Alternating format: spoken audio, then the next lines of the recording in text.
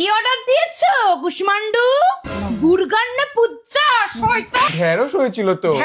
ঢেঁড়সের বিচি খাওয়ার যোগ্যতা নেই তোর। কত টাকা নিয়েছে? 500। কাল থেকে আমি আর রান্না করব না, কাল থেকে আমার ছুটি। বাইরের বিষ না খেয়ে যা, পাতা চিবা শরীর ভালো থাকবে। পাতা চিবা পাউরুটির ওপর দুটো সবজি ছড়াইছে, তাই তোর পাছায় লাথি মেরে 500 টাকা নিয়ে নিল। তোর যদি গ্যাস হয় পাদ মারতে মারতে আকাশে চলে যাবি, টিম টিম করে জ্বলবি। আমি বুঝে নেব আমার ছেলে বেঁচে আছে, ল্যান্ড করবি না। এই যে এত রাত্রি করে তোর খিদে পাচ্ছে কেন বলতো?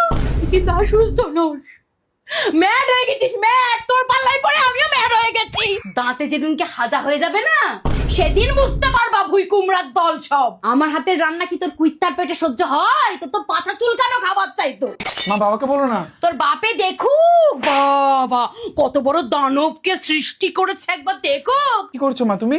আরে গুরুজি বসুন, একসাথে বোম বাঁধি, রান্নাঘরটাকে মেরে আজকে উড়িয়ে দেবো। তোর পছন্দ না এখানে কুমড়োর ছবি লাগিয়েছিস কেন? ওটা তো ফ্রিজ ম্যাগনেট। ইয়ে মরবো, আমাকে শেখাবি না তুই?